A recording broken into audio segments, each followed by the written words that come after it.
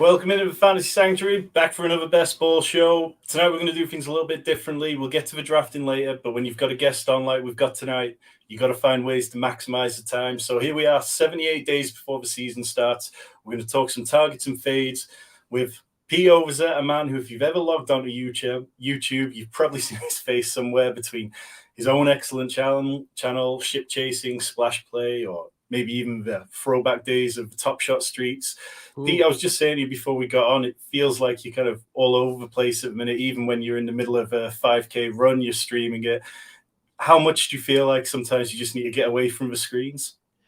You know what? I do get that. Luckily, I do power down on the weekends. I was, it was my birthday weekend last weekend, Father's Day, my wife's birthday, and I was pretty much unplugged. I legitimately didn't do a draft from Thursday until Monday morning. So I do go really hard in the week, and then I like to decompress on the weekends. Otherwise, I would totally just fry my brain. So that's what I do for my mental health. On the weekends, I chill out. Well, yeah, and as Jordan says, the king of best ball content, very much everywhere. I mean, you made the commitment to drafting all 150 best ball mania entries live on stream this year. So you're fighting your audience and your Discord members in every draft. Are you regretting that at all, or do you feel like you've hit a rhythm with it and it's all just like you know what to expect from those drafts and you can find the value in different pockets?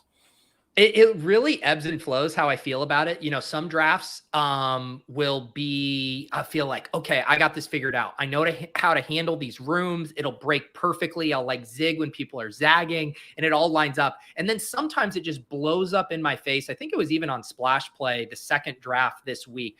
I just hated how the draft went. I was getting sniped left and right. I'm like, why did I agree to do this? So it really is kind of an emotional roller coaster. And I think everyone feels that, right? You draft these teams. Some of them feel good. You get all your stacks, you get your targets.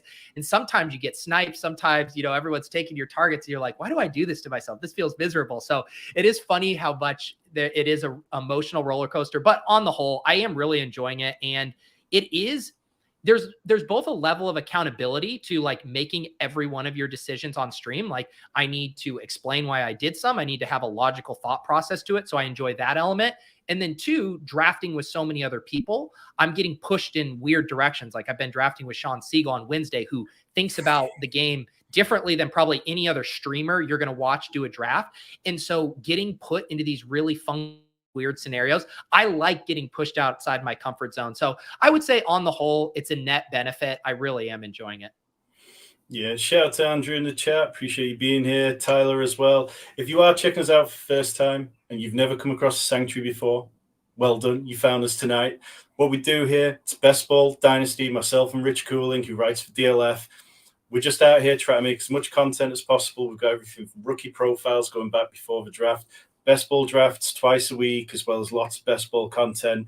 Hit the subscribe button. We're closing in on 1,000, and we'd really love for you to join us as we get really into the weeds of best ball summer. I mean, we are 78 days away from it still, so there's a whole lot more to do. But when you find that you're doing as many drafts as you're doing on camera, and then you sit down to do one of these puppies or Dalmatian or something like that, is your inner monologue going? Like, are you just still talking yourself as if you were on camera? Did you ever find yourself like, whoa, wait a second?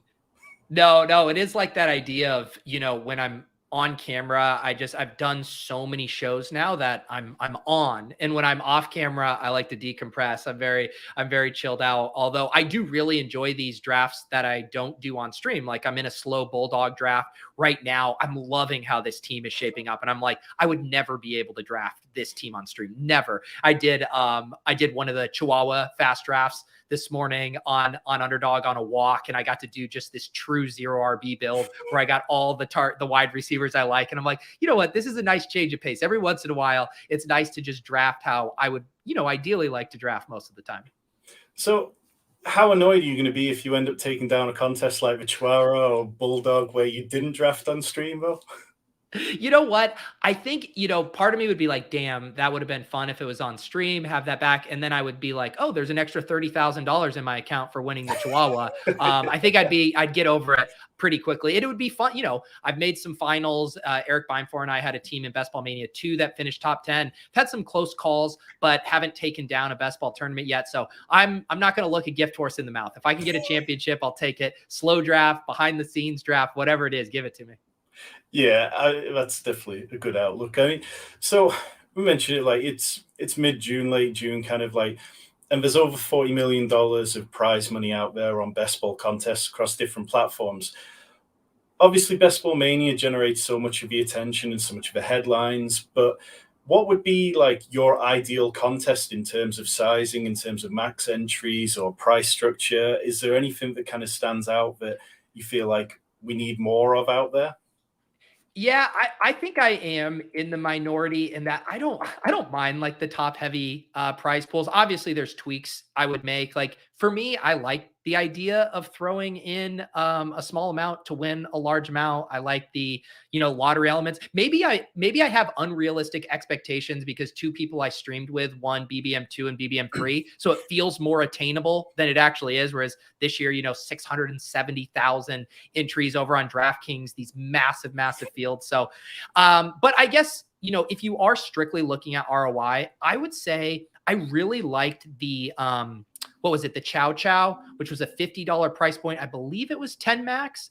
And I really like that. So more like mid stakes. And that's like kind of the DFS I play too. I play the Spy on DraftKings, $100 single entry, the Red Zone. So I kind of like those mid stakes, smaller field size. And I think I enjoy that those fill in a specific time capsule as well. I think there are a lot of elements of drafts taking place over the course of the entire summer that make it difficult. So yeah, I would say like, I think my ideal contest might be even like $100 10 max or something like that. I think I would like that. Yeah, I was thinking about it today, and I was thinking if I could get a 20 max $50 entry, that'd be a Yeah. contest which I'd be all over. And that's something that, you spoke about the time box element, which Underdog's doing so well. Like you log on to DraftKings and some of their contests still, they're just not filling at that rate. You go on to drafters and like it can feel particularly difficult to get a draft to fill. So it feels like Underdog are kind of rattling out more and more contests, but do you think that a year from now we're going to be sitting here and it's going to have gone up even another level? Because I don't think a year ago we expected it to possibly be at this level. I mean, the DraftKings Millie Maker has a total entries of 1.2 million people, which is just ludicrous, really. I mean, yeah, in terms of total amounts of people that are playing, the appetite's been there even earlier this year. Do you think it can go on another level? It's tough. It's something I think the sites have to balance, right? Yeah, I've already heard people saying BBM5 should be $5 million, and it's like they could definitely get there, and it might be, but you're really having to push pull with you got to make a sacrifice somewhere. So like the sacrifice this year, they actually made in Underdog the final smaller than it was. Last year 469 entries, this year 441. So that's good. How did they accomplish that? Well, they had to pull money away from essentially places 10 through 100 in the finals to give that to regular season prizes. And so now it's even extremely top heavy in the finals, and yet the finals is smaller, so a better chance at winning. And so it is hard to accomplish all those goals. And I think what happened last year, and this goes back to that push pull, is there's a lot of people who are like, hey, I think I'm a good best ball player. I built strong teams. My ROI in these puppies in best ball was a negative ROI. I lost money in these. And it's like, well, yeah, that's how the tournaments are structured. And so I do think you have to be really honest with yourself with your goal. Like, are you taking a shot at a top prize knowing, most of the time I'm not going to realize that ROI? Or if you're strictly hunting ROI, and some players want to do that, then you better be very picky with your contest selection. And luckily with the Chihuahua, with these 3 maxes and stuff that are smaller, that even have larger advancement groups, you can have your skill shine through over the course of contests. Whereas Best Ball Mania, I mean, we've talked about it, like only 1 out of every 8 150 maxers, assuming everyone's an average drafter, will get 1 team through to the final. So I try to balance that of being excited about having a shot at 3 million, but also being realistic. And so it goes back to your thing. I think the sites are going to have to continue to find that balance. How do you make sure that the ecosystem stays plentiful, where people aren't getting burnt out or bled dry, while also, fueling the marketing fire, $5 million up top or whatever they need to do to fill seats?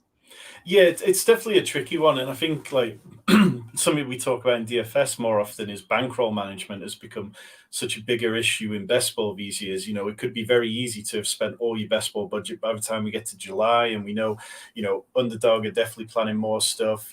As Andrew points out, Hayden tweeted about a guillotine contest, something like that would be a lot of fun. The Cardio Club obviously got people entering a lot of stuff. Shout out to Rich in the chat. We've got Michael Heary here, who does some great data visualization stuff with Established a Run. And Davis, go check out his channel. Him and Hope stream some great best ball drafts. And we are going to get in some player takes in a minute. But before we get into that, you mentioned it before about your success with a zero RB team that you drafted with Eric Bime for. How do you feel about the zero RB landscape at the moment? Because it's a very different set of ADP we've got this year compared to last year. Yeah, it's interesting. I was talking about it with Karain on my Best Ball Breakfast this morning, where even it's so counterintuitive because on the one hand, wide receivers are going earlier than ever. So you would think that more people are doing zero RB builds.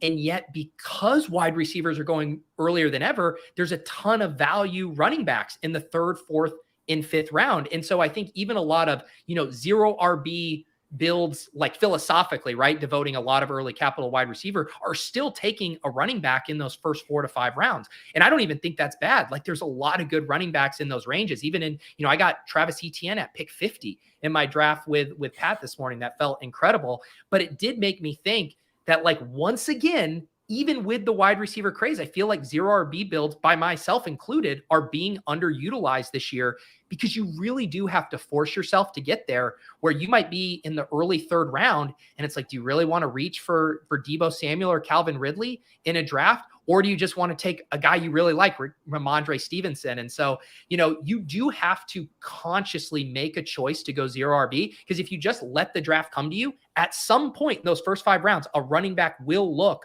like the best pick, either by your own ranks or by ADP. And so kind of deconstructing that dynamic has made me want to push outside my comfort zone. It's just like, screw it, reach for Deebo Samuel here in the third, get a zero RB rolling, knowing that it might still be an underutilized structure on the whole in this contest.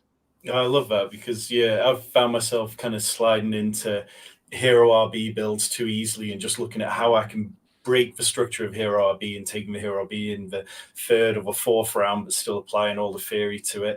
And when I look at my sort of like structure builds on Spike Week, it's like, okay, well, I've got a lot of hero builds. I've got a lot of double anchor RB builds, but I don't have anywhere near the amount of zero RB builds that I plan on having. But part of that for me is like, I think come July, when more and more casual drafters come in, I think it'll be easier to get that then. But perhaps I need to make a conscious decision to do more of that right now.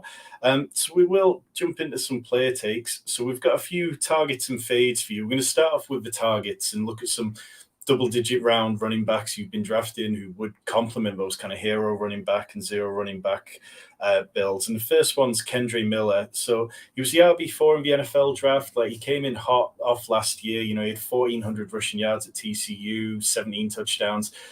Is this a bet on Alvin Kamara being suspended, or do you just think the Saints offense in general are going to be more fun this year? The fun thing I think about Kendre Miller is I think he has so many outs to hitting. And one of the outs is obviously the Kamara suspension, because it seems like most people agree that he is going to get some sort of suspension, unless I've missed an update on that. And so essentially then you have a backfield with this rookie in Jamal Williams. And as good of a season as Jamal Williams had last year, we kind of know what he is. He's going to be a goal line back. He's going to be a short area guy. Yeah, he's going to get work. He could even be the lead back. That wouldn't surprise me. But he's never been a guy who's going to get 20 plus touches a game. So at the very least, we have a back going at 140 who I feel confident is going to be on the field the first game. And I can't say that about a lot of rookie running backs. Like, I love Devon Achane.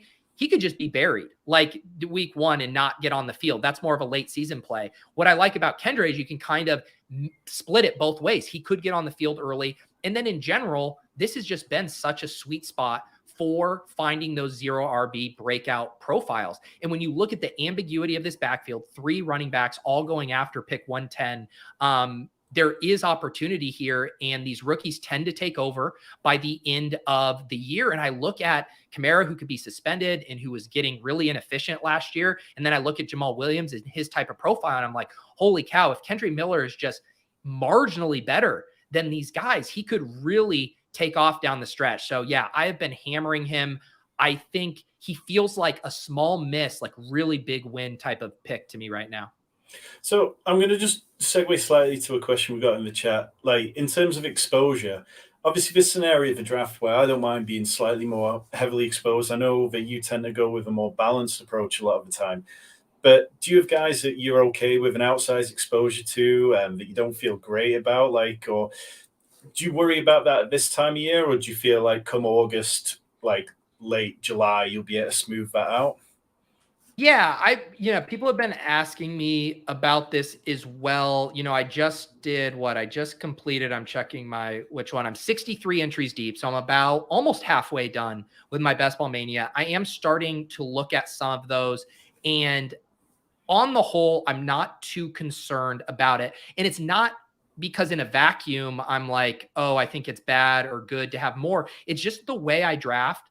I do really try to make the best possible selection for each team. So there's rarely a player, even if Marvin Mims is my most drafted guy. I love Marvin Mims, but there's some teams where I take 6, 7 wide receivers early where I'm not taking another wide receiver. So like, as much as I like Marvin Mims, even if he's there at ADP, I'm not selecting him because he doesn't make sense for that team. There are some players like Mims, like Kendre Miller. Kendre Miller makes sense for a lot of teams. Zero RB build, get some upside. You got an anchor RB build, you're getting your RB3 in that range or whatever. Basically most running back room configurations, you can tell yourself why Kendre Miller would fit into that. So he's why I'm, heavy on a guy. But on the most part, I'm not too concerned about it. I think you have to be really intentional about the stands you're making and being smart about it. I think the temptation is you get zeroed in on a guy.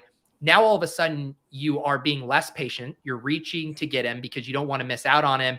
You are almost reverse engineering your draft around that pick. You're like, well, I'm not going to take this guy because I know Marvin Mims is available later. That's where I think it's a pitfall. But if he's the best player for that team, and you're looking at this tier and you're like, I think Marvin Mims is the best wide receiver in this range, then keep hammering him. That's how I feel. But on the whole, I think as long as you're being price conscious, as long as you're being patient, as long as you're building for that specific team, I really don't think there's a number that's bad.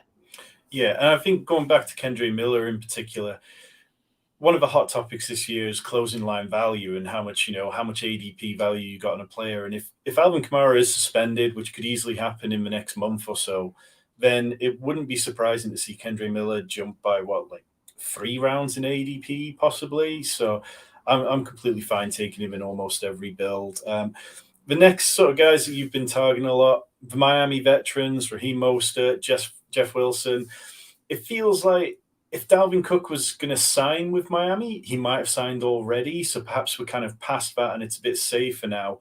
And perhaps the NFL spoke volumes about what they think about Dalvin Cook, that he's still out on the market.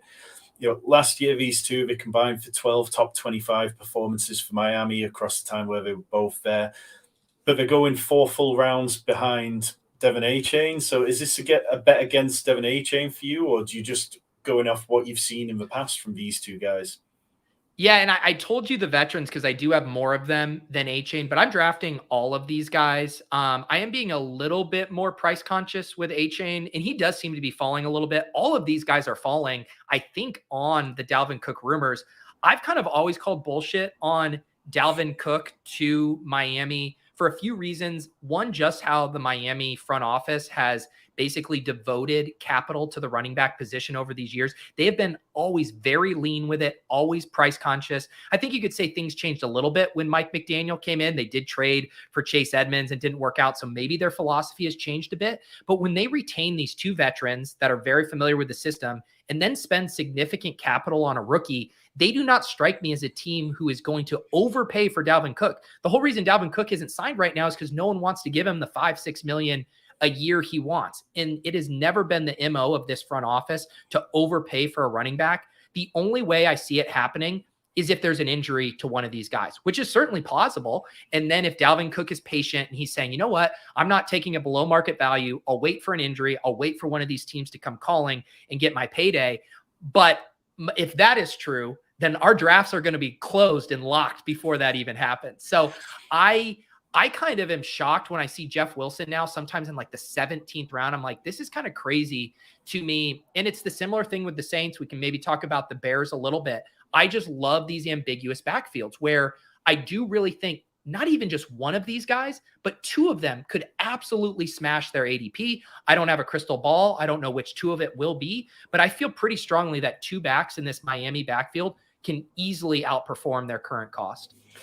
Yeah, and as Davis says here, ambiguous building is more relevant than people notice. Like, it's just the age-old adage that, there's opportunity in ambiguity. I like the matchup with the Ravens in Week 17, so I want pieces of them for that reason as well. So always quite happy to go with that. I mean, yeah, Wilson and Mostert all day. They cost you nothing, so it's kind of like it's a good one to be taking shots at, I think.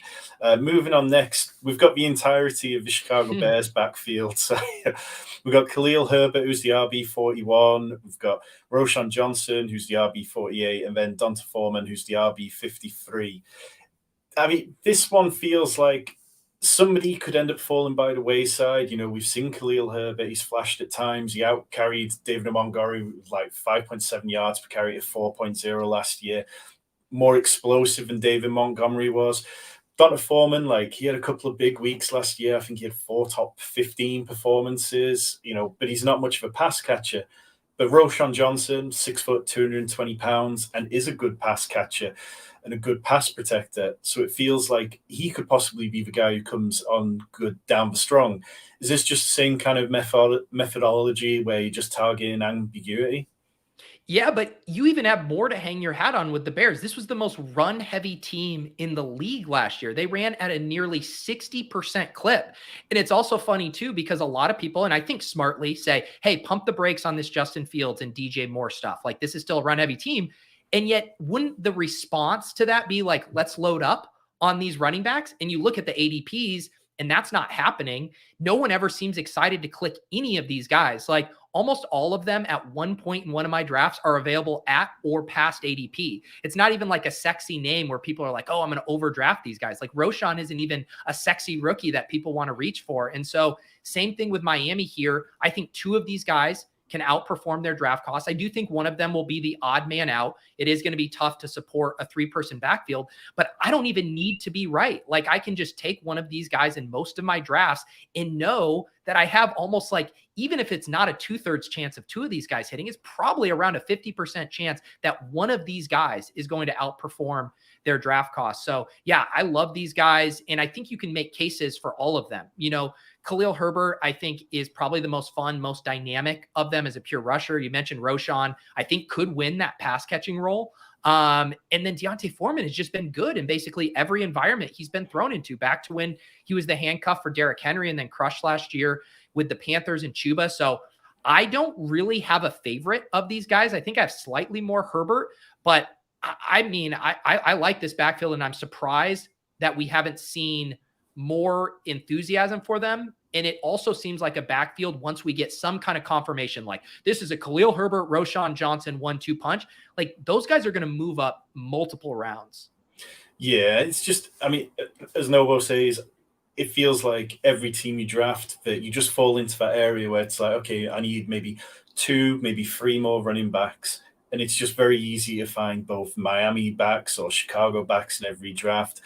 While you hear 35 people watching, only 14 likes, hit that like button, hit the subscribe button. We've got loads more good best ball content coming down. Rich's Dynasty stuff, it's grinding through it all the time.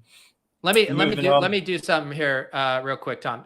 If you are watching the show or first time watching the channel, because I'm here, make sure you're subscribed. We got to get these guys to 1,000 subs. Tom and crew are doing great work over here, covering best ball, covering Dynasty. I see Tom posting his thumbnails that they're dialing in, all of their YouTube strategy, which is all part of the game you have to play when you're making content over here. So toss these guys a sub. By the end of this week, we need to make sure these guys are at 1,000 subs. Truly appreciate that, Pete. Definitely coming from someone like yourself who spent a lot of time watching your streams, it means a lot. We'll move on to another running back, Chuba Hubbard in Carolina.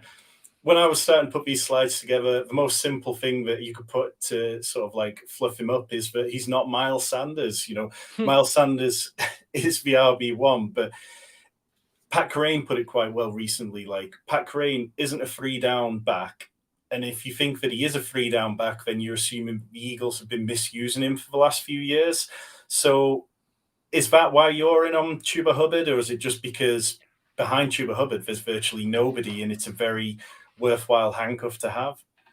Yeah, I think there's a couple things I like about Chuba. The most is his price. I think one dynamic we've seen in early draft ADP movement is guys like Jaylen Warren and Jerome Ford moving up draft boards because the market has gotten confident that they're the clear-cut running back 2 on their team. And I agree with the market in that assessment. I really don't see anyone behind Jaylen Warren or Jerome Ford who's really going to compete. And so that clarity has given the market confidence in drafting them. I don't know why the market doesn't have similar clarity on Chuba Hubbard as the RB2 behind Miles Sanders. And even better, while I think Jerome Ford is very much capped by Nick Chubb, like he's never wrestling that away, I don't think it is a lock that Miles Sanders is going to get 20 plus touches as a bell cow. Do I think that Miles Sanders is going to be the 1A in that backfield? Absolutely. But I think it could be closer to a 70-30, 65-35 than maybe the market wants to realize. And then you're telling me I'm going to get Chuba Hubbard, who's going to have some pass catching role. He did that last year when Deontay Foreman was kind of the big bulldozer back.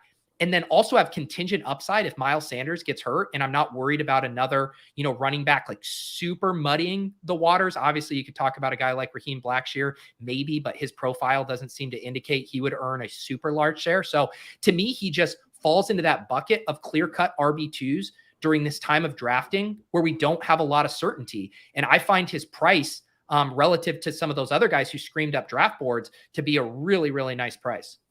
So Rich in the chat asks a question here. Would you throw Elijah Mitchell in the same category as a clear number 2 back you want to be targeting? Obviously, he's a good deal more expensive than Chuba Hubbard. For sure. Yeah, and that's why he goes there, right? I mean, obviously the offense, and you also know you're getting some standalone value with Eli Mitchell. We know even with CMC there, they were still willing to give him 10 to 12 touches a game. So you're paying for that certainty. You're paying for the offense. Obviously, you'd rather have the Niners over the Panthers. You'd rather have, a Shanahan system over, whoever is coaching the Panthers right now. I'm blanking. But I just think that type of bet that you're making, little standalone upside and a big contingent bet, like that's a really nice spread because their ADP is what? 50 spots different. So similar bet, but just a much different price. So let's change things up a bit and we'll move over to fades. The number 1 fade who you gave me, Najee Harris. And Najee Harris is an easy fade for me. And perhaps it's, maybe I'm just a biased Ravens fan, but I really like Jaylen Warren. And I just find it very difficult to click Najee. I mean, we saw after Big Ben left that his targets last year dropped from 94 the previous year down to 53. His opportunity share dropped because Jaylen Warren was really good when he got on the field. Warren had 4.8 yards per carry to Najee's 3.8. Are you just more in on Jaylen Warren, or do you feel like the cost is just a little bit high on Najee Harris? Yeah, I do think that, Najee now falls in, what we would typically call like a dead zone range there. He went in the 3rd round of one of my drafts this morning.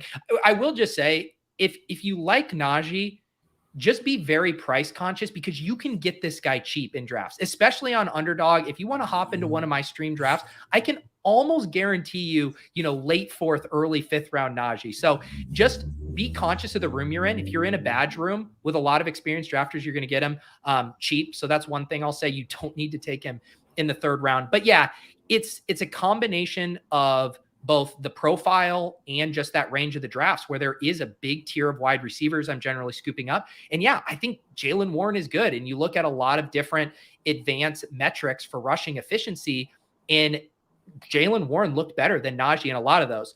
And I think what people are still clinging to a lot with Najee is that big workload he had as a rookie.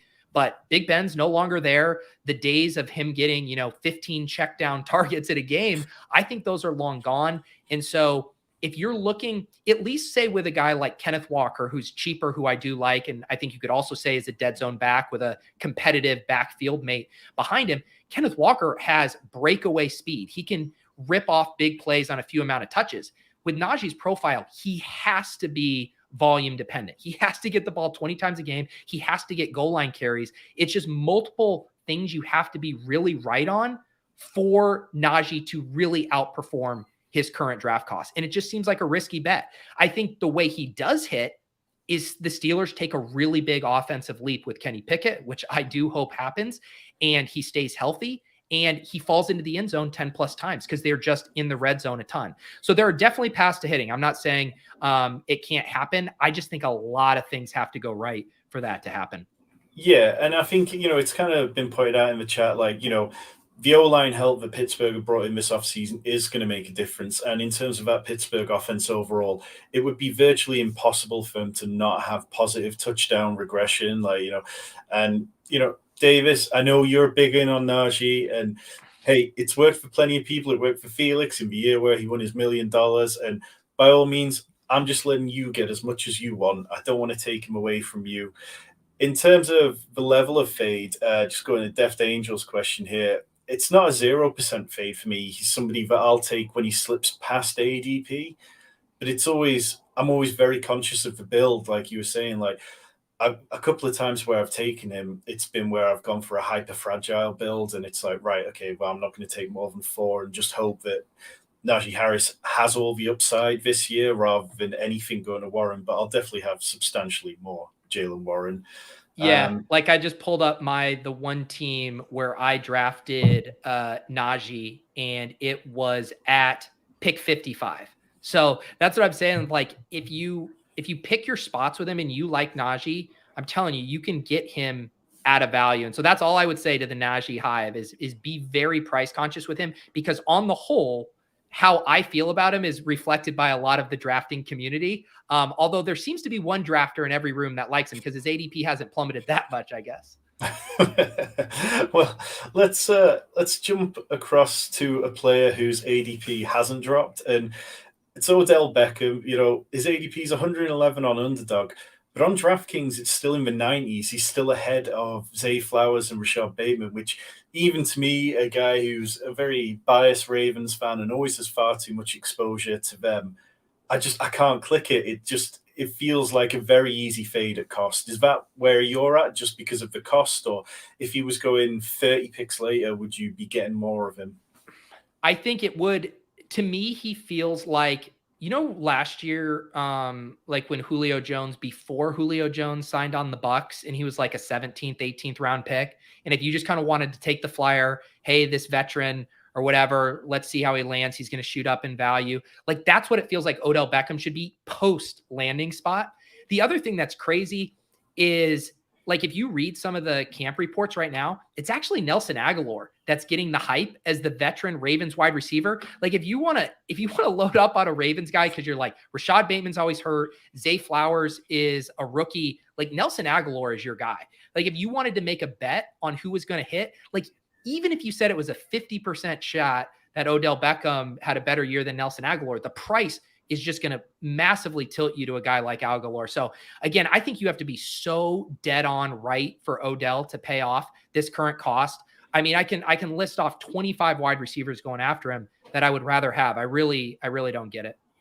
For me, it's like this area of the draft, it's like the wide receivers are about to dry up very quickly, and it becomes, okay, well, what am I getting in this area out of a player like Odell Beckham? Whereas if you're looking at a guy like Rashad Bateman or Zay Flowers, there's an upside case for them, definitely. But Beckham, for me, it feels like his upside is being used like he was with the Rams, where he gets targeted, like quite heavily in the end zone or situationally where they need him.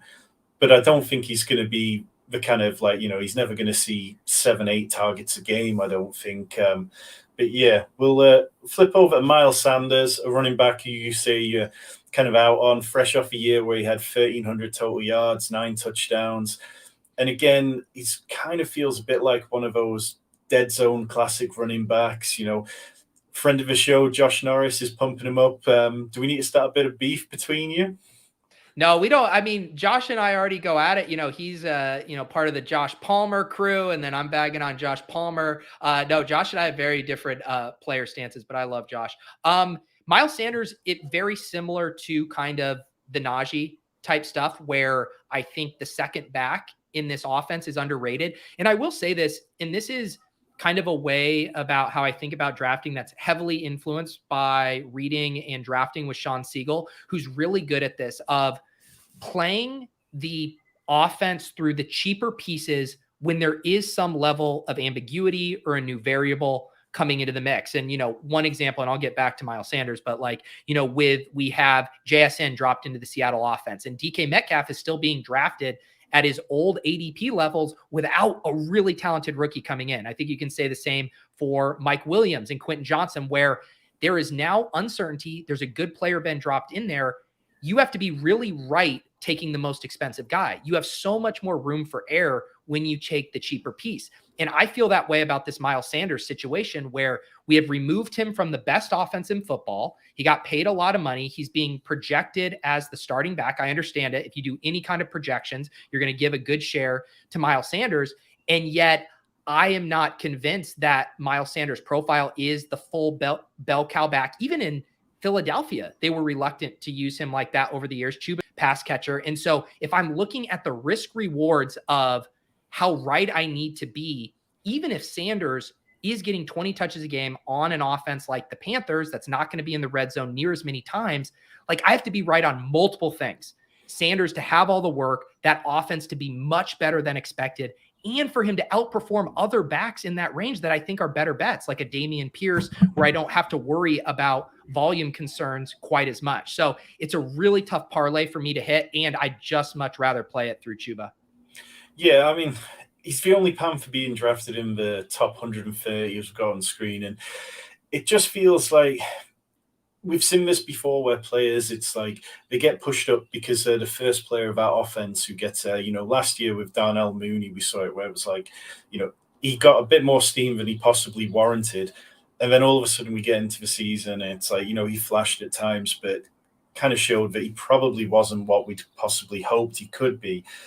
One other player on this offense who you're fading, Adam Thielen. I mean, he just seemed to hit the wide receiver cliff edge pretty quickly last year. He went from 1.63 yards per route the previous year down to 1.10. He's being drafted as the wide receiver 2 in this offense behind Jonathan Mingo, but ahead of DJ Chark. Last year, 4 top 24 finishes as a wide receiver in that offense, which at times was really good because the Vikings were so terrible and having to throw so much. Is it just that you feel like he's kind of hit that kind of point where he's just too old and misses a Mike Leone player, or are you still just feeling like this offense isn't one where you want to be investing across it? Yeah, I feel like with Thielen, even if you want to say, all right, he's not cooked, he could be the lead target earner on the Panthers, I think you could argue that Thielen had one of the best possible setups last year. You were playing alongside the best wide receiver in football, who's commanding all kinds of attention, and he could not take advantage of it. Absolutely could not take advantage of that. I mean, look where we're all drafting Jordan Addison. We're so excited for that number 2 alongside him. And obviously there's a huge difference in their profile and their age and their situation now. But when he couldn't get it done there, and also the way Adam Thielen was even getting it done the years previously, was as a really big red zone threat. His volume was down, but he was still heavily, schemed looks in the red zone. Again, similar with the Miles Sanders thing of going to a lesser offense. I mean, how many red zone trips are they going to have? How many touchdowns are you really needing to get for him to pay off this cost? Now, the counter would be, hey, wide receiver's a wasteland after this pick. How could he be that bad of a pick? Sure, but 1, there's good running backs and quarterbacks in this range. And 2, I think there are better upside profiles if you are just trying to get, some big swings in your lineup. Now, the other thing too is I compare him to, let's say, some of the other boring wide receivers I don't like to draft as much. Like, I will happily select a Jacoby Myers, a Juju Smith-Schuster, an Allen Lazard over an Adam Thielen, because there's so much more I can hang my hat on with those guys in their offense. And, it's also a crowded room, right? I mean, we got DJ Chark, we got Mingo. Terrace Marshall continues to be one of the buzziest players every year for like the 9th year in a row. So I don't think it's a super obvious clean path to him getting targets as maybe his ADP would indicate. Yeah, I kind of agree with you on an awful lot of that. We've got one more player we'll get to. Dalton Kincaid. I mean, I didn't see this ADP come in late. I thought after, after the draft, I was like, okay, well, he'll probably settle in at around 140 or so. And, people got burned on Kyle Pitts, who was obviously far more expensive. And even though he had a pretty good rookie season, all things considered, it feels like we've been burned by hyping up these tight ends a little too quickly. I mean, there was an article I wrote for Underdog Fantasy not too long ago, and one of the big takeaways for me was only 20% of rookie tight ends score 6 or more half PPR points per game. So do you feel like this is just one where the hype's kind of gotten out of control? It feels like he is dropping a little bit lately. I've seen him dropping more in drafts that I've been doing. Or is there anything that could get you into drafting Dalton Kincaid?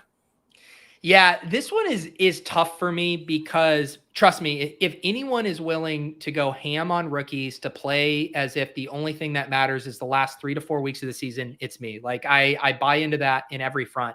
But then when I look at him compared to the other rookie tight end, Sam Laporta, who's 30 picks cheaper, Michael Mayer, who's now free in drafts and arguably a better profile than Dalton Kincaid, a guy who didn't even go to the combine in tests. Like, we are literally drafting this guy because he's on the Bills, like, full stop. Like, that's why we're drafting him.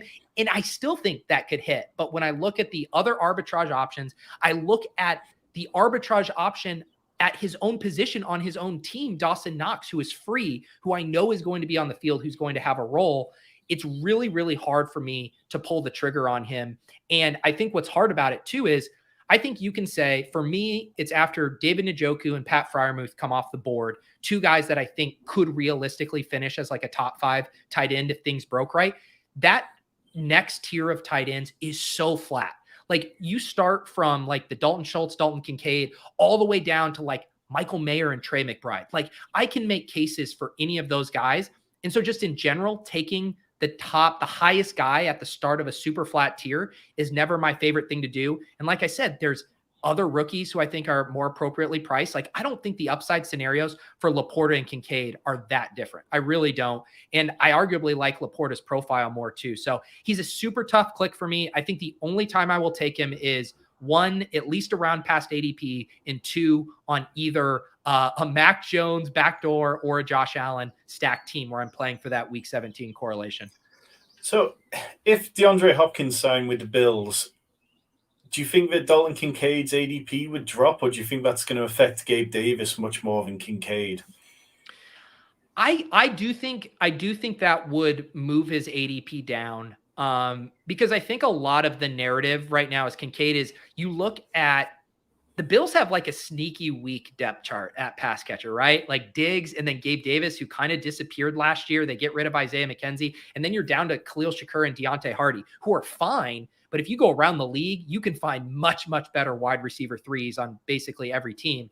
And so I think the narrative is, hey, Dalton Kincaid, glorified slot wide receiver, and he's just out there in 3 wide receiver sets, essentially, with Diggs and Gabe Davis. I understand why that's exciting. But I do think, to your point, if they sign DeAndre Hopkins, then people are saying, all right, well, now you have Hopkins, Diggs, and Gabe Davis on the field in 3 wide receiver sets. Now these guys are fighting for tight end snaps with, Dalton Schultz, Dawson Knox. And then I think it gets murkier. So yeah, I bet he would drop a full 2 to 3 rounds if they signed DeAndre Hopkins. And then would you draft him, or then would you? I do really think my stuff with, even with Laporta, I really only take him in a correlated fashion, with a Goff team, with a Dak. So I still think I would be mostly correlated. And that's not even an indictment of Kincaid. It's more so how I like to approach the tight end position. Outside of those top 5 or 6 guys that I'll take, just because of the kind of spike week upside they give you, all those other tight ends, I really just want to be correlating, specifically with the quarterback or a bring back. We got a question in here saying he's taking Kincaid and Knox stacked with Josh Allen on the same team multiple times. I think that's viable. I think I've got no problem with it at all. I think, if you're leaning into the Bills like that, for me, I've got to see Kincaid drop past ADP to do it. Would that be the same for you, Pete? Yeah, I don't hate the idea. Again, my only thing, I don't think it's wrong from their production being mutually exclusive. It's more just the price. I think the cheaper version of that, and my co-host on Ship Chasing, Ben Gretsch, has talked about this. He likes doing it with Hunter Henry and Mike Gesicki, which you're getting those two both literally for free. And we know Mike Gesicki, based on the reports, it sounds like is essentially going to be a glorified wide receiver in that offense playing out of the slot. So I don't hate the idea of stacking those guys up. And the other thing about it is I'm really into playing the Bills as cheaply as possible. And I don't get panicked if I have Allen without Diggs or Gabe Davis. Like if you did something like Kincaid, and again, not my favorite, but Kincaid, Shakir, and Dawson Knox, I love that. I've been doing some Knox, Shakir, and Hardy, like last 3 picks, play the Bills as cheaply as possible, knowing how much they spread the ball around. I mean, like Stephon Diggs is pissed off about his situation on the team because he doesn't get enough targets. That's literally what this is all about, is he wants to be a 30% target share guy like Devonta Adams, and the Bills are like, that's not how our offense operates. We literally have a wide receiver telling us they're going to spread the ball around, and I'm pissed off about it. So I definitely like playing them through the other options. But like, we're going to get to best ball drafting in a minute, but Pete, I'm going to let you get out of here. I know you've got a child to look after. I really appreciate you being here. Everyone else, stick around in the chat. I'm going to keep taking your questions, joining the draft for me. Pete, do you want to tell people what you got going on before you get out of here? What do I have going on? Yeah, tonight on Ship Chasing, I think we're going to do a Dalmatian draft. That's the $101 3 max that's live on Underdog right now. I'm checking out my schedule. I got to write the Fantasy Life newsletter for tomorrow. I'll plug a randomizer draft tomorrow night. Not a strategic best ball show. All the prompts are dictated by the wheel, and having Lawrence Jackson on, aka Lord Don't Lose from NBC Sports Edge.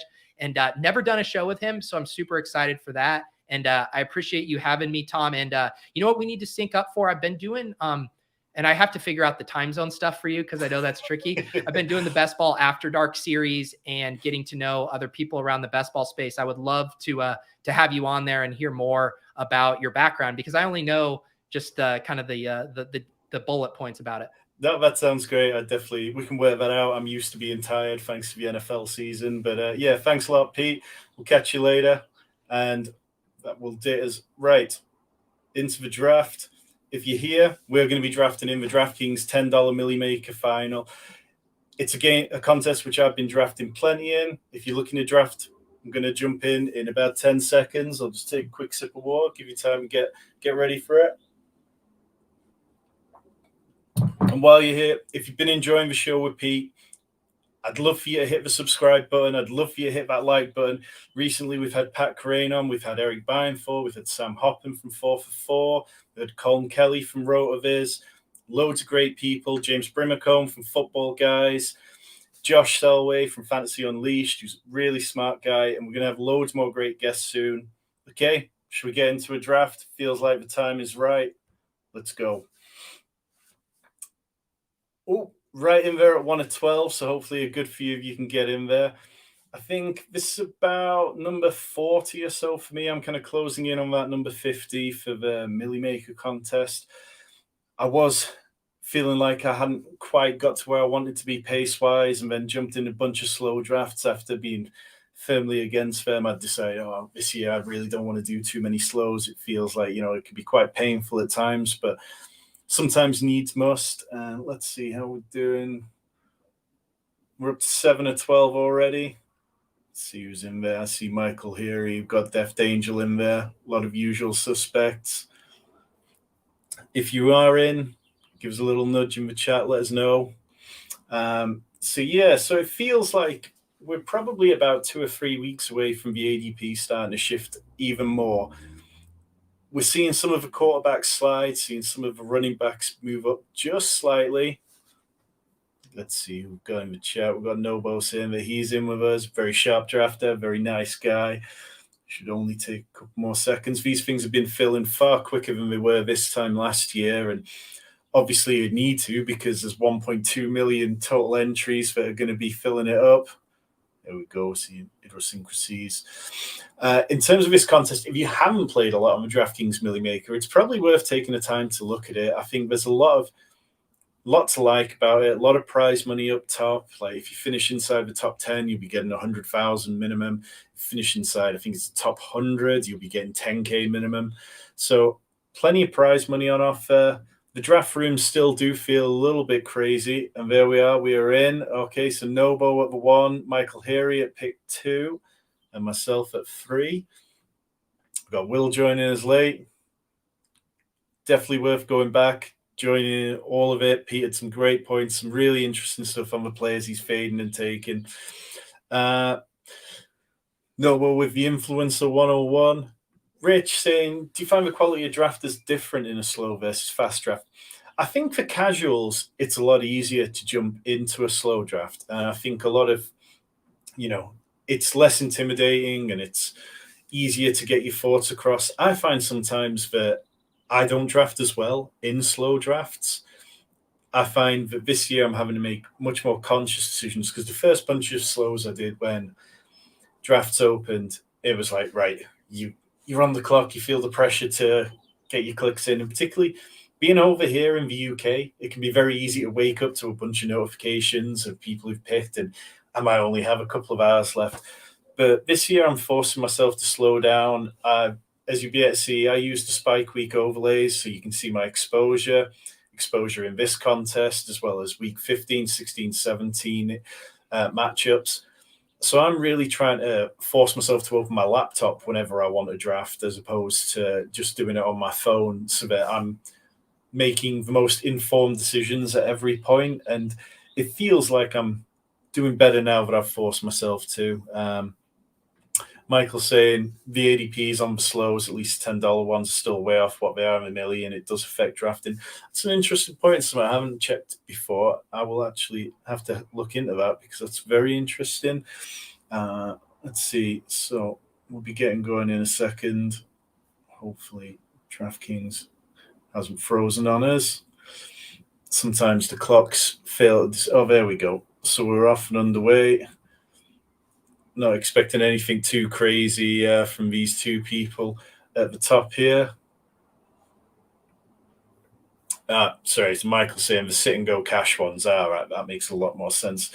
So I'm up at the third overall pick, and I'm going to be taking Cooper Kupp. He's my wide receiver too. I haven't been taking a lot of him because I got a lot of him early on, and I probably don't need to take him at the 3. But I haven't taken him very much lately, and he's somebody who I really love. I think that the Rams, they've added next to nobody, unless you're really worried about Demarcus Robinson, who had some flashes for the Ravens when there was absolutely nobody left. But I'm finding Christian McCaffrey a bit harder of a click at times. I think it's easy to imagine a world where Elijah Mitchell gets plenty of opportunities, where Christian McCaffrey gets injured. So I'm probably aiming to be at about average on McCaffrey when we end drafts. So at the minute, I'm at about 5%, and it'd be easy for me to increase that and kind of stay in line.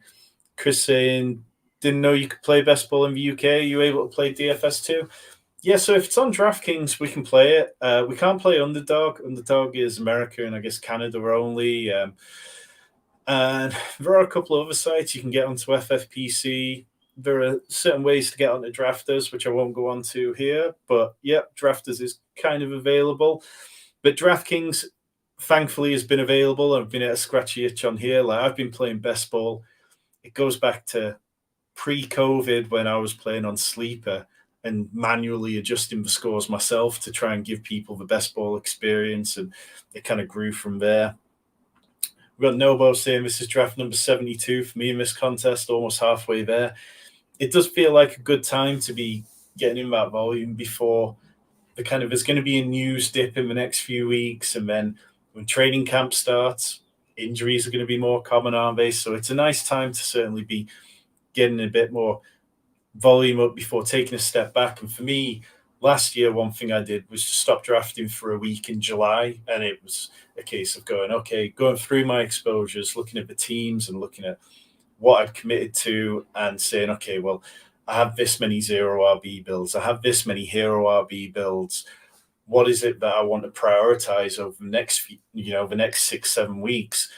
And that's something I'll possibly consider doing this year, although I've got 2 weeks off my day job in July. So it's entirely possible that I just end up drafting an awful lot of teams in those weeks and then sitting back. But Pete mentioned it earlier. It's like at the moment you have to make a conscious decision to go zero RB because it's so easy to find these running backs and end up in a hero RB or a late hero RB type build.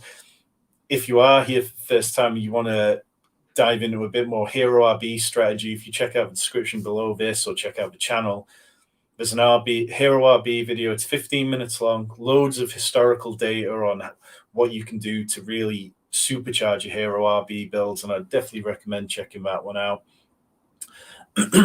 Question we got from Garling: do you have any hopes for Charlie Kolar?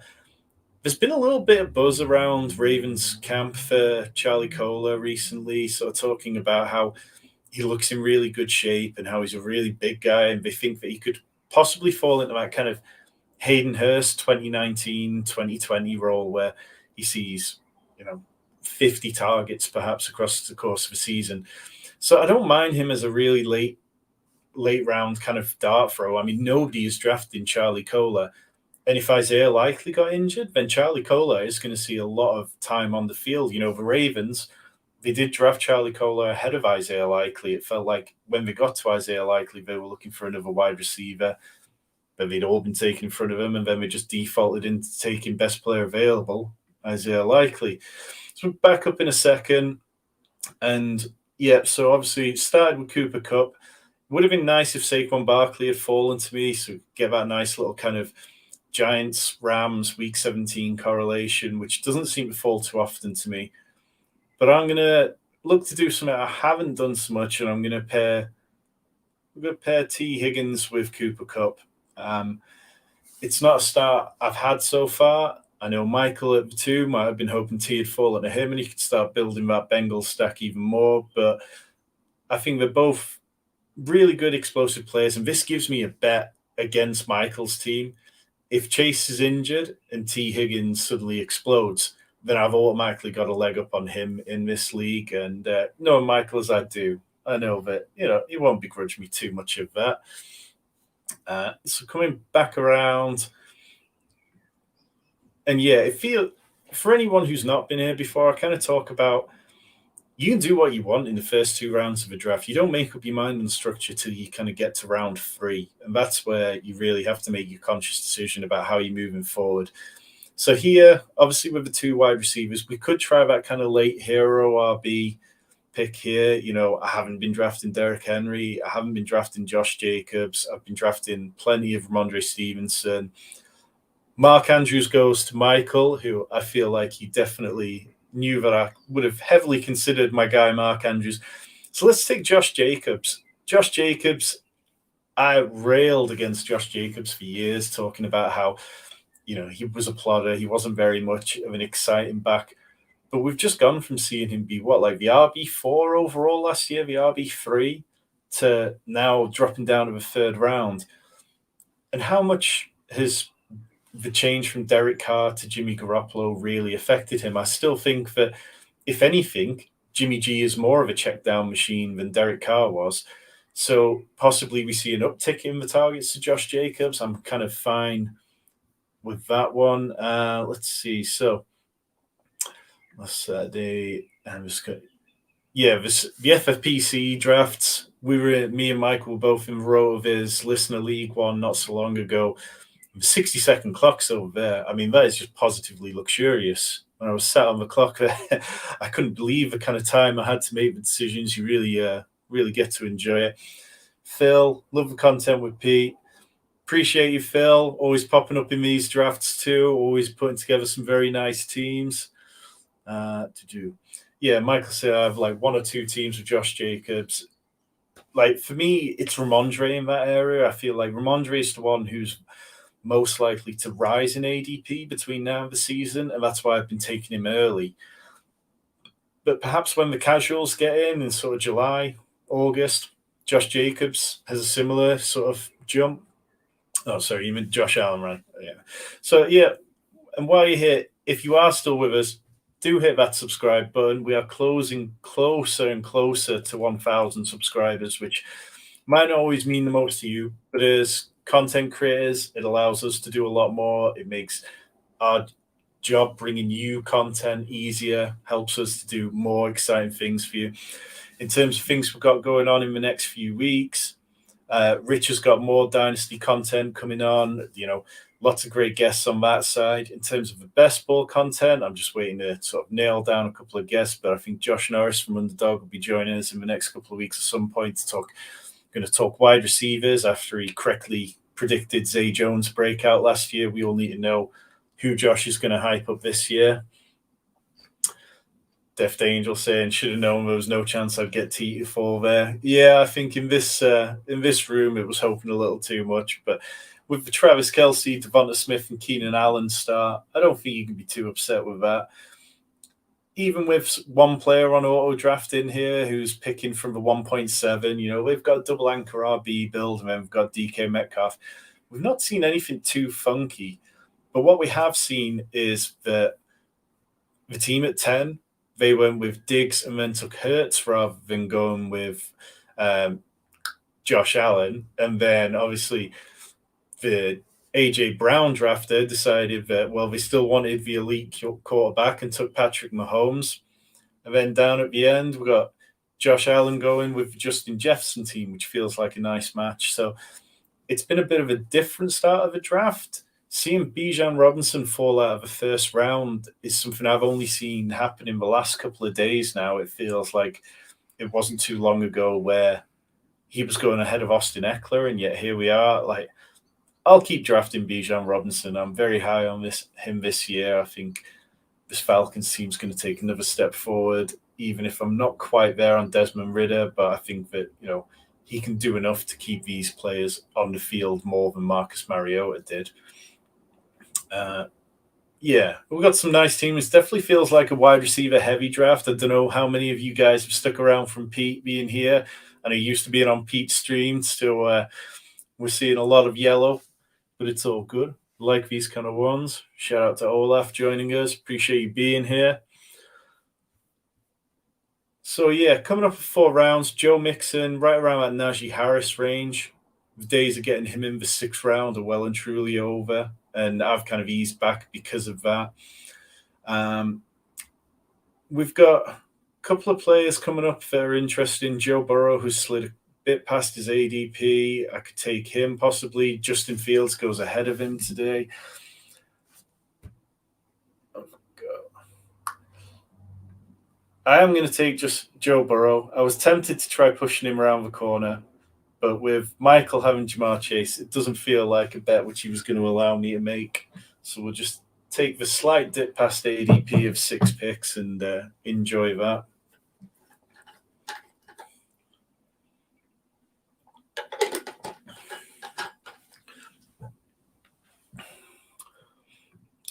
Mike Williams goes to Michael. So you can see 4 rounds complete, and we're looking at 6 quarterbacks. It doesn't feel too crazy. I mean, Jalen Hurts and Mahomes seems to be sticking in the 2nd round, but Josh Allen, that slide into the 3rd feels pretty regular to see now. Lamar's been sticking right around there, occasionally creeping through into the 3rd round as people are trying to stack him with Mark Andrews. So, nothing too crazy. Let's see what Michael does here. He takes Terry McLaurin, which leaves me DJ Moore, Kenneth Walker, Aaron Jones, Alexander Mattison, Justin Herbert, George Kittle. None of these are guys who I'm overly excited to draft, but I haven't touched Kenneth Walker this year. And Pete talked about it earlier. He's a player who can be explosive, so why not? Let's dig into him. If you haven't seen it already, on Sunday I recorded a video called The Secrets of DraftKings Best Ball. Spent a lot of time looking into all the different ways that teams made the finals last year. So there were 969 teams that made the final. Of that, there were, I think, 7% of the final teams were 0 RB teams. 7% of the final teams were robust RB teams. A huge portion were double anchor teams and then hero RB teams. So much like all formats, last year was a year where we saw lots of different methods work out, and it's something which I'm trying to be better at. My natural inclination is to go into hero RB builds or zero RB builds, but this year I'm trying to mix it up a bit, taking two running backs in what was traditionally known as the running back dead zone isn't something I would have done a year ago. But this year's dead zone just feels completely different to last year's. I mean, last year we were talking about players like David Montgomery, A.J. Dillon.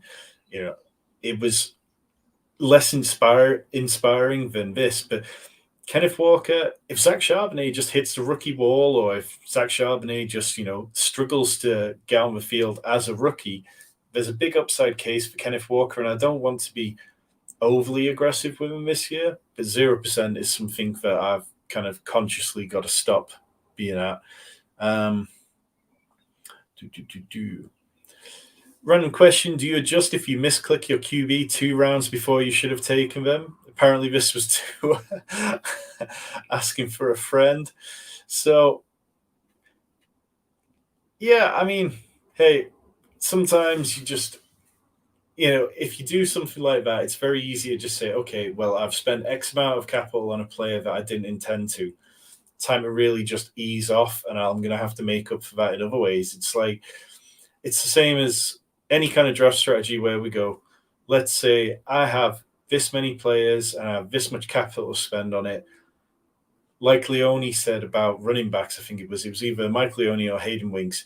You can draft lots of running backs, or you can draft running backs early. You can't do both. And the same applies to quarterbacks. If you want to go get your quarterback to make sure you have that stack, that's fine, but you have to be aware of the opportunity cost you've done for it and figure it out what you're going to do after there. So Michael asking, do you feel less comfortable taking Burrow when you only have one of the two main wide receivers? Not really, because if you think back to when Patrick Mahomes was, you were able to get him with either Tyreek or Travis Kelce, but you weren't able to get both of them.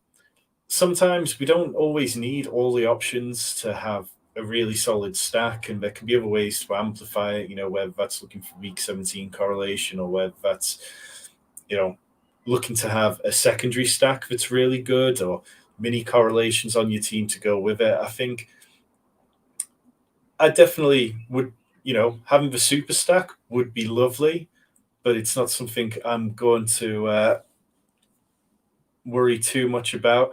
But back on the clock, Tyler Lockett is probably at the top of this for me. Just chucking in the favorites. Got Mike Evans, who I've been taking a little bit more of lately. Nobody massively stands out, so we'll take Tyler Lockett here to make sure we've got 3 wide receivers through 6 rounds. One of the big standouts in the best ball data that I pulled was over half the teams in the DraftKings final made sure that they had 5 wide receivers before round 10.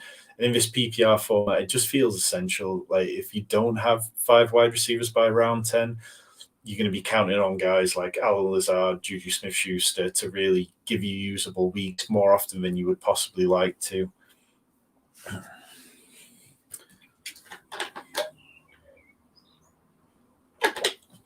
Gabe Davis doesn't make it back to me. I kind of hoped he might do there. He's somebody that I'm okay drafting. I know some people find that he's off their board for him. They were disappointed in last year. But, we're talking about a 3-round discount on last year. And what's changed? Last year, we were expecting Jameson Crowder to play in the slot more often. We were expecting Isaiah McKenzie to make a bigger impact. And now we're here. And yes, he played for an ankle injury, but he did all right. He flashed at times. I think he had 4 top 12 weeks.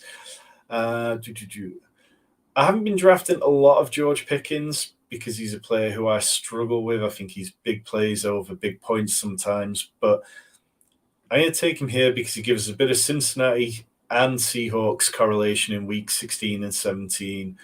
And although that isn't the be-all and end-all for me, very conscious that this room has been quite wide receiver heavy on some teams, so it could dry up a little early. You look at, from the one spot, 4 wide receivers through 7 rounds. Next to that, 5 for Michael. I've got 4 now, 4 for Jacobson in 8. 1-4. And then there's some teams, this auto drafter who has just 2 wide receivers. They're going to need to start putting resources into there soon. 3 wide receivers, 2 wide receivers down at the end after taking Breece Hall, Jahmyr Gibbs, DeAndre Swift. So I would rather be ahead of the wide receiver tier break than chasing my tail as we get further on into it. And also, I mentioned this on Sunday's stream when I drafted George Pickens as well. If there's a team to bet on for developing wide receivers, then the Steelers feel like a good one to do so. Even me as a very biased Ravens fan will admit that. So let's see where we're at. Through 7 rounds. So through 7 rounds, Cooper Kupp, T. Higgins, Josh Jacobs, Joe Burrow, Kenneth Walker, Tyler Lockett, George Pickens. It's a different team for me, and that's what I'm trying to do, particularly on these streams. I'm trying to not fall into the usual sort of habits I do. It can be easy, particularly I find when you're picking from the first 3 picks or the last 3 picks, to fall into certain builds. Last year, I hit a point where if I was picking from the 101, it just seemed like T. Higgins was falling to me in the 2nd or 3rd every single time.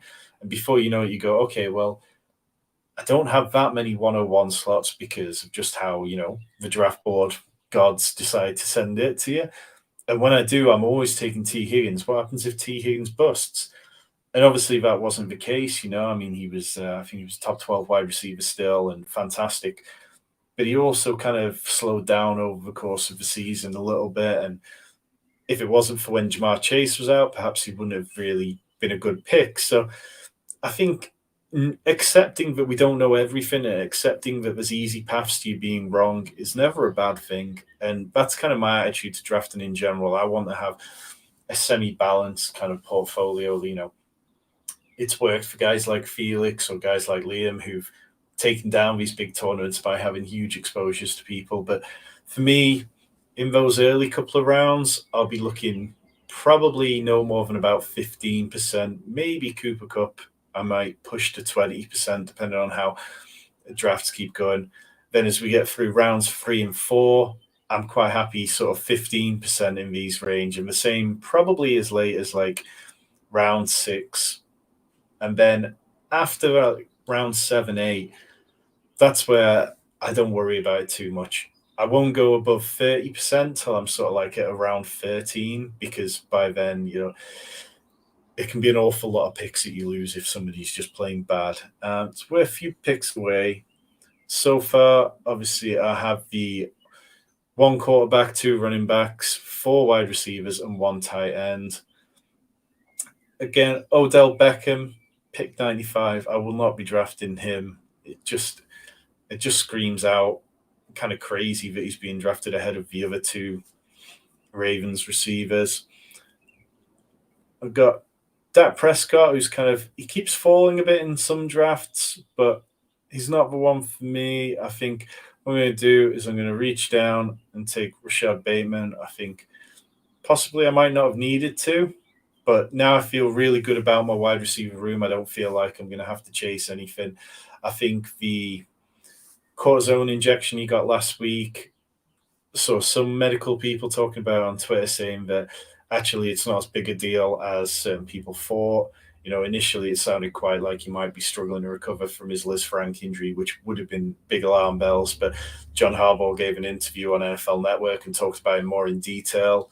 And then all the more intelligent than me, Dr. Folk suddenly sort of seemed to be more relaxed about it and quite happy. And so, yeah, I'm going to keep drafting Rashad Bateman. I do think he can be the wide receiver 1 in that offense behind, of course, Mark Andrews.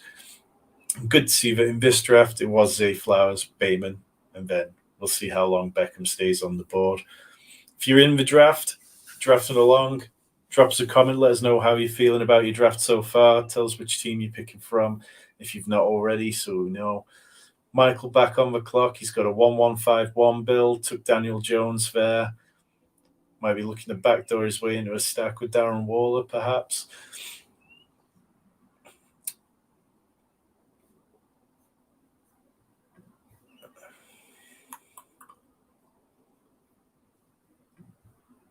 And for me, There's one player I've got my eye on here, and it was Anthony Richardson. Thank you, Michael. Really, not going to tilt too hard about that. I think Anthony Richardson is somebody that, I mean, I got burned badly on Trey Lance. The jersey's there hanging over my shoulder.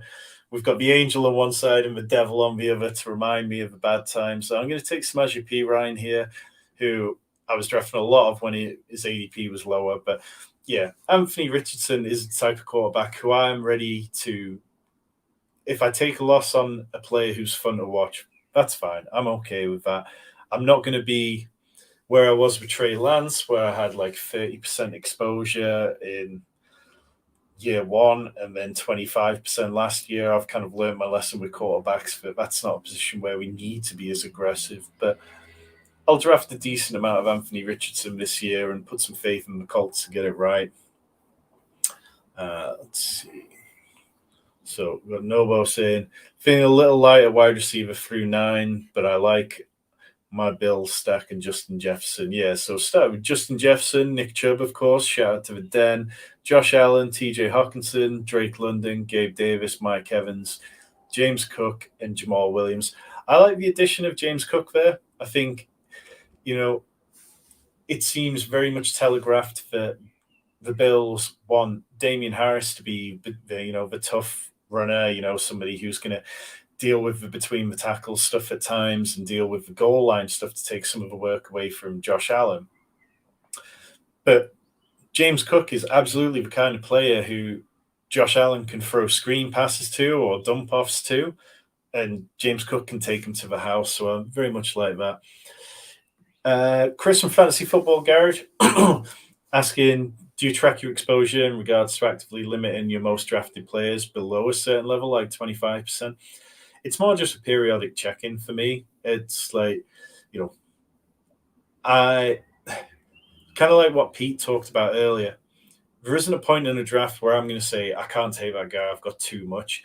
It's just every now and again looking at things and going, right, time to just ease off. I used Spike Week tools before now, and, there is a free best ball Excel sheet on my website, nflbestball.co.uk, which you can use to manually track them. But as all these tools keep being developed, it just seems too easy to have someone do all the heavy lifting for me. And yeah, it's just looking at those and those kind of player combinations, which I would say, Spike Week is fantastic for. It's excellent. Fantasy Life as well have just released a free one, which will work on Underdog. I think the plan is that they wanted to work on DraftKings at some point soon.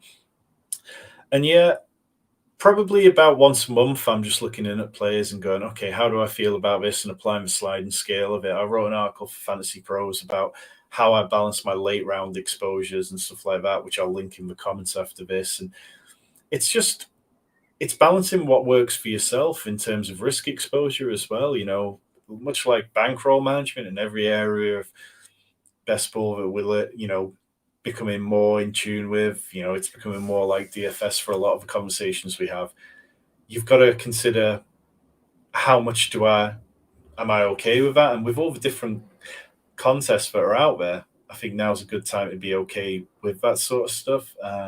So we're back on Zay Jones, Jared Goff, Jerick McKinnon, David A-Chain, Dalton Kincaid, Russell Wilson. I think at this point, there isn't a quarterback who's particularly standing out to me. So we'll just carry on pushing it. And I'm going to go with Zay Jones, sitting pretty with 6 wide receivers. Knowing what Nobo said before, feeling a bit light at wide receiver through 9, I feel a bit confident that he's probably going to take a wide receiver with one of his 2 picks there, and kind of approaching an area of draft where I don't want too many more wide receivers. Yeah, if Tyler Boyd had fallen to me, see Death Angel taking him at the 6th spot, 6th spot. So yeah, I would have taken him for the stack, but I'm quite all right with T. Higgins being the only player I've got there. So we do see Rondale Moore going to Nobo there.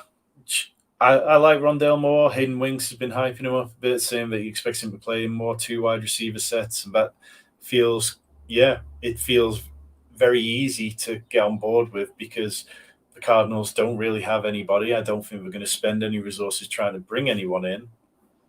and why not? So we're back on here. In terms of everything that's before us is Dalton Kincaid, who, as I mentioned, I'm not really taking. I don't have a tight end, but I'm kind of fine pushing it a little further. Instead, I will at running back. We've got 3 so far. Let's go with Khalil Herbert. I've been drafting quite a bit of Khalil Herbert, quite a bit of Roshan Johnson, much like Pete, and it just feels like one of those backfields that would be nice. So far, the 4 running backs I've got: Josh Jacobs, Kenneth Walker, Samaje Perine, and Khalil Herbert. The only thing that's going to push me towards more running backs, and what I'll consider with more running backs now, is the fact that Herbert and Jacobs have week 13 buys, so I probably don't want too many more of them, but it's not something I'm going to worry about too much. Phil saying like value on Tua there to go with Waddle and week 17 correlation with Lamar. Yep, don't hate that at all. I think, that's a build which I've got a few shares of. But yeah, Tua and Waddle could be very explosive. I mean, imagine what would happen if Tyreek got injured, or, if he missed a few games for getting into scraps. That would very much open up a huge ceiling for Jalen Waddle. We do have one team, this auto-drafted team. Shout out to Frankie Cat being a dick. Got 4 quarterbacks, 4 running backs, only 2 wide receivers, and just the 1 tight end. So, I mean, any chance where you get to just draft Trevor Lawrence, Deshaun Watson, Dak Prescott, and Jared Goff in the space of 5 rounds, how can you not do that? I mean, what if that's what you need in week 17? 3 quarterbacks sitting on your bench.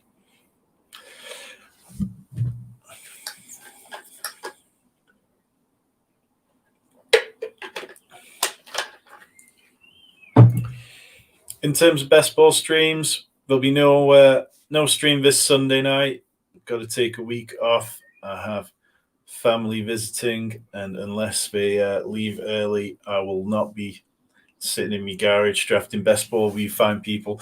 But next week, we will be back with Wednesday. Like I say, just waiting on a couple of guests to confirm, but plenty of people. Going to try and make an effort to bring in some more people who you should know from Twitter and stuff, not just the big names, the people whose opinions that I value. There's an awful lot of smart people out there who it's a great time to be playing best ball, because in my opinion, it's the conversations here, the conversations with you people in the chat, the conversations on Twitter, the group chats, the Discords.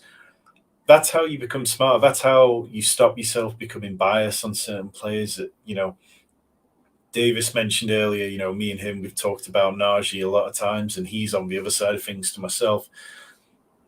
And I'm not quite there on Najee yet, but I definitely value his opinions and his takes. And Nick Chubb was a player that last year I wouldn't have drafted any of until a whole bunch of smart people talked about his upside and how easy it was going to be for him to run with the situation he had.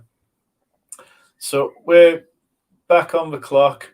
I'm going to take Tyler Higbee as my first tight end. We are kind of in this sort of sweet spot for tight ends. Kincaid went and Schultz went, and then you've got the Dulcich, Okonkwo, who probably have a higher ceiling than Higbee for sure. But Higbee, he dealt with pretty rubbish stuff last year, and he still finished the season. I think he was around about a top 12 tight end in total points scored, which isn't necessarily what we want, just plodding performances to get there. But I don't mind him at all, and he's somebody that I feel like I can add the volume around it. And this Rams offense, I just do not believe they'll be as bad as last year, which is why I'm quite happy to take Matthew Stafford here. So that's 2 QB build for me with Joe Burrow and Matthew Stafford. And we'll see what falls in the rest of the draft. But Stafford's around about the last guy that I feel comfortable taking as a 2 QB build. Last year, I did an awful lot of 2 QB builds, and I was very strongly on it. And I would say I got burned quite badly between heavy exposure to Trey Lance and heavy exposure to Lamar Jackson. But some of my builds just weren't sensible. There were teams which had Trey Lance as part of a 2 QB build. And ultimately, if I'd built those as 3 QB ones, or sometimes I was paying Trey Lance with a rookie, somebody like Kenny Pickett who goes off the board there, And now I'm just trying to be a little bit more thoughtful in how I build out those. You can go back and look at the DraftKings Secrets video for more on this. But in terms of the amount of quarterback builds that made the finals, a lot of free QB builds, which had an elite quarterback, made the final. And it's probably not something you want to do on Underdog with 18 rounds. But over here on DraftKings, it just opens up those kind of onesie positions to being able to just give yourself a security blanket or an extra chance for a big ceiling game. And people will talk about draft like you're correct, and you should be building around Anthony Richardson in 2 quarterback builds, and that's fine. It's not necessarily saying, okay, well, I don't believe I'm going to be correct, but it's also saying I want access to another ceiling performance each and every week that quarterbacks can give you. And I'm very in on the rookies this year. I think there's a really decent set of rookies, and I'll be happy to have plenty of exposure to all of them.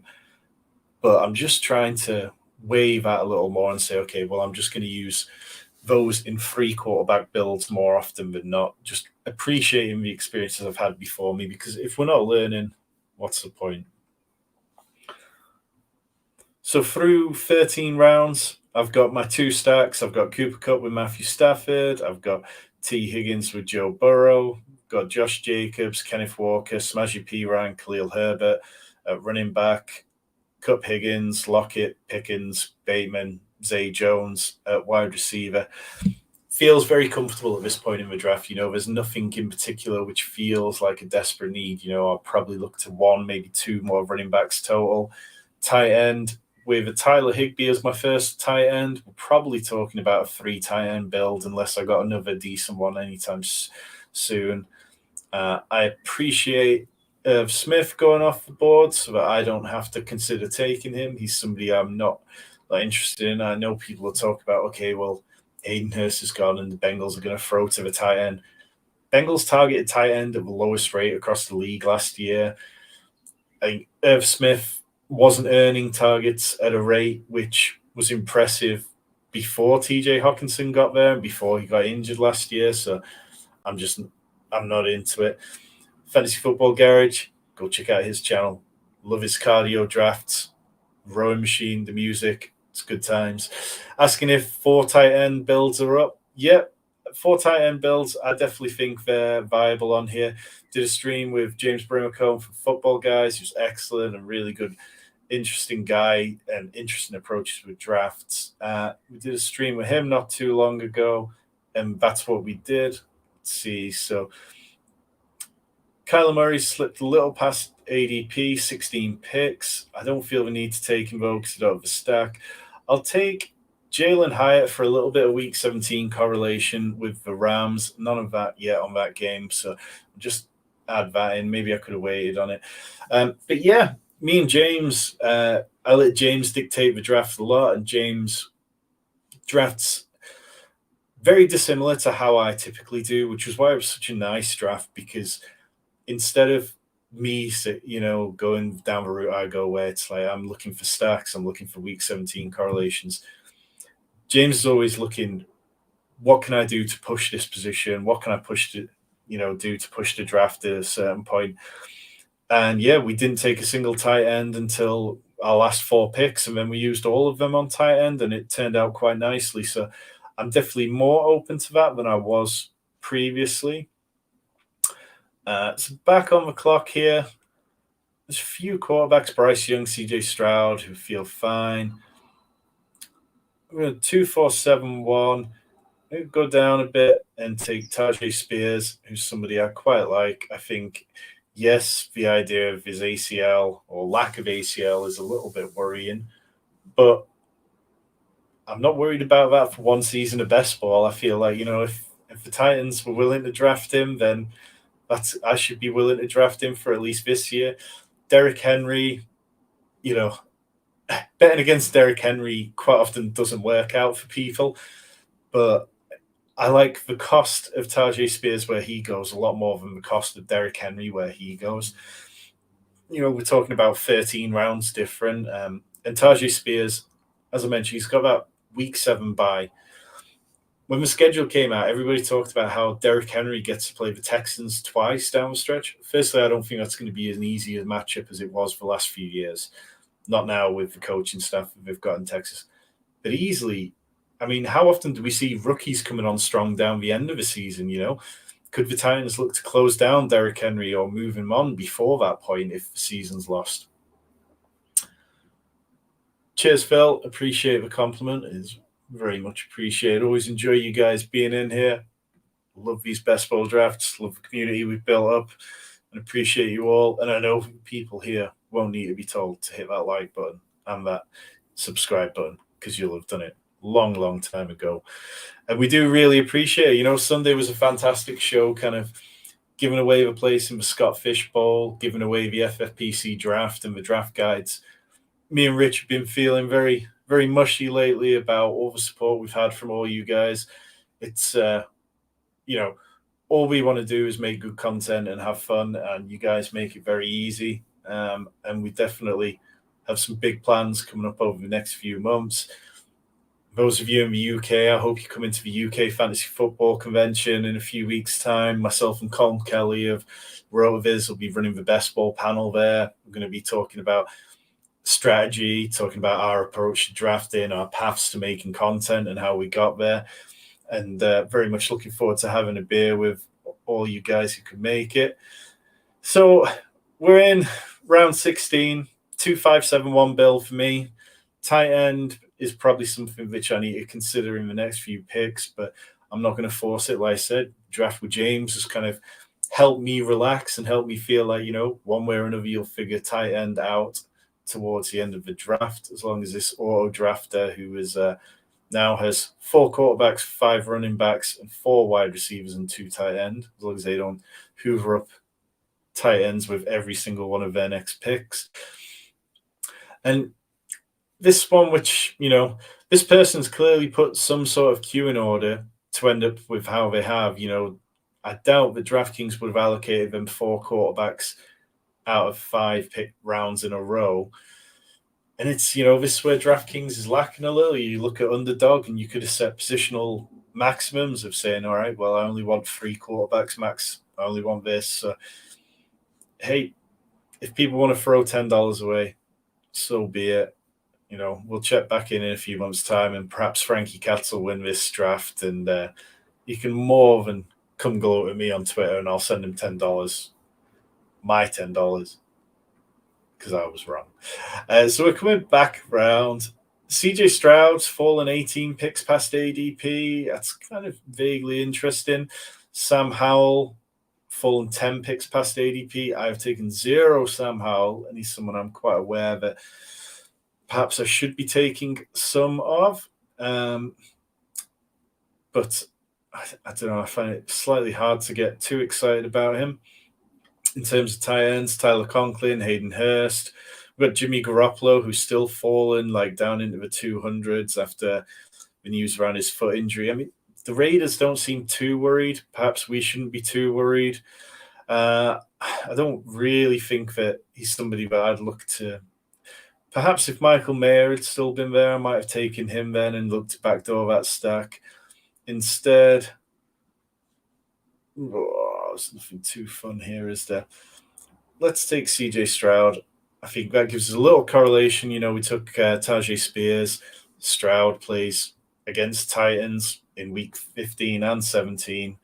Not chasing that particularly. You know, I wasn't going out of my way for that one. But when you're talking about a player 18 picks past ADP, I'm okay with that. I mean, I do think CJ Stroud deserves a little more love, perhaps. You know, that offensive line in Texas looks like it's going to be a real strength this year. It's something which I don't think is getting enough pop. It's why I'm quite happy taking Devin Singletary, because I think Damian Pierce's price is a little, I don't know, I don't like drafting running backs in that range particularly, but Devin Singletary, he could end up running a lot if they end up running the ball a lot to take some of the pressure off Stroud. Let's go back to the tight end. Well, we'll take Hayden Hurst. It's not massively appealing, that Carolina offense, but, you know, beggars can't be choosers when we get down to this point, and we kind of need somebody different bye week to Tyler Higbee, which is nice at this point. So 1 week 7, 1 in week 10. Michael saying, how top of my queue since my last pick. You had me worried there. Yeah, I think perhaps if I'd taken Jahan Dotson, who I've been drafting a decent amount of, I probably would have taken Howell there, because it's, this is one of those benefits of checking your exposures regularly. I've been taking Jahan Dotson, and I like him, and I like his price. So at some point, I'm making a bet on the Commanders. Part of me thinks that Sam Howell isn't going to start the entire year. I know we've had a lot of buzz lately from around the team talking about how Sam Howell is the clear starter. But, I mean, Jacoby Brissett was really good last year. He was a very efficient player, popped in all kinds of like DVOA metrics and stuff. And I worry that the new owners could come in. Eric Bieniemy will become the head coach, because I'm not a fan of Riverboat Ron. And then all of a sudden, Eric Bieniemy is coaching for his head coaching lifeline, really. It will be his first chance if he's the interim there. And I feel like for him, it won't matter what Sam Howell has looked like as a developmental star. It'll matter how many games can we win. What can I say at the end of the season I was able to put on the table in terms of like meaningful product? And I don't have a huge amount of confidence that either of them is going to start vastly more games than the other, if that makes sense. Chris, Fantasy Football Garage saying, chance to backdoor stack here. Texans and Titans wide receivers go so late. Yeah, it's just one of those, isn't it? It's like you get to this point in the draft and you start looking at those backdoor stacks. New England, quite often the last girl at the dance, who everybody feels like, okay, let's look at Mac Jones, Tyquan Thornton, Mike Gesicki, or even Hunter Henry if Mike Gesicki's gone. The Panthers, the Texans, the Titans. I haven't drafted any Ryan Tannehill, any Will Levis yet. I wrote an article when the schedule came out talking about bye weeks, and the Titans, there's a very easy path to Ryan Tannehill being benched quite early. They're opening 6 games are really tough, and it's very easy to see them kind of being 1-5. And they play the Ravens in London, game which I'm trying to get tickets for. Thought I had some tickets lined up, but they've dropped out on me. If you're selling Ravens tickets for the London game, let me know. And after that, they have a bye week, and then they play the Falcons at home, which feels like the kind of perfect chance to introduce Will Levis. If that was 3 weeks later at sort of week 9, that would feel like a foregone conclusion. Week 6, week 7, I can't remember quite which it is, does feel like a little bit early, but maybe they go to Will Levis and look to move Ryan Tannehill on before the trade window closes. With Deft saying receivers are filth at this point, feels more wide receiver heavy than normal, even with Mr. Auto Draft. Yeah, that's it. We caught some of the ship chasing vibes, and we're seeing most teams have at least 7 wide receivers, apart from this 6 wide receiver team here. And yeah, perhaps I need to stop banging on about how much I want wide receivers on these streams, and some of it will fall back to me. Gary saying plenty of Levis in pre-draft Superflex tournaments. Yeah, I think that makes loads of sense. Particularly if you're looking at a 4 QB build in those. I've been doing a few of the FFPC $35 Superflex drafts lately, and in that format, I definitely don't mind going 4 QB as long as I've got either 2 tight ends total, or if I'm looking at 5 running backs total, and then I can make up the rest with my wide receivers. So 1 pick away from us. We've got 3-5-7-2, so we will be looking for another tight end at some point. Darius Slayton goes off the board 1 pick before me, which is a little frustrating. I don't particularly like this, but I am going to take Robert Woods for that CJ Stroud stack. I don't think, we have to stack when it's our third quarterback, but mini stacks on DraftKings have been good. Like, again, it's something I talked about in the video over the weekend. You can just a quarterback with one stack was a very common sort of thing, and a lot of teams had 2 or 3 of those quarterback plus one pass catcher stack. So, I mean, when I'm choosing between the likes of Robert Woods, Cordarrelle Patterson, what are you really looking for? You're looking for those tie breaks, and rather than stressing about player evaluations and bits like that, let's play the card where Robert Woods is a good wide receiver this year and a good outlet for CJ Stroud. Back on here, in terms of what's left, nothing that really jumps out at tight end. Wide receiver, running back. Let's go Dwayne McBride. I quite like him. I think he's let's go Zach Evans and just bump that stack up and kind of believe that in week 17, Cam Akers is no longer on the Rams, or perhaps not liked. I mean, we saw this with DeAndre Swift last year.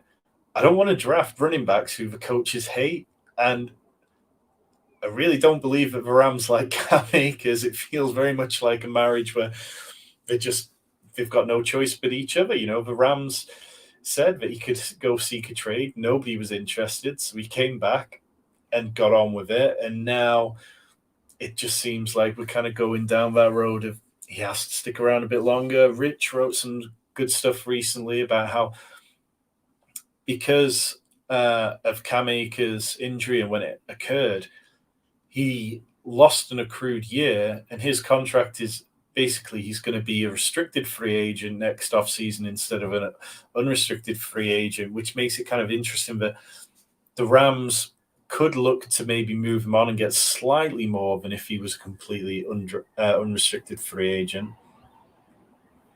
Novo saying I'll be fine with either Tennessee QB once we get a little bit of clarity, but I have 0% of both of them for now.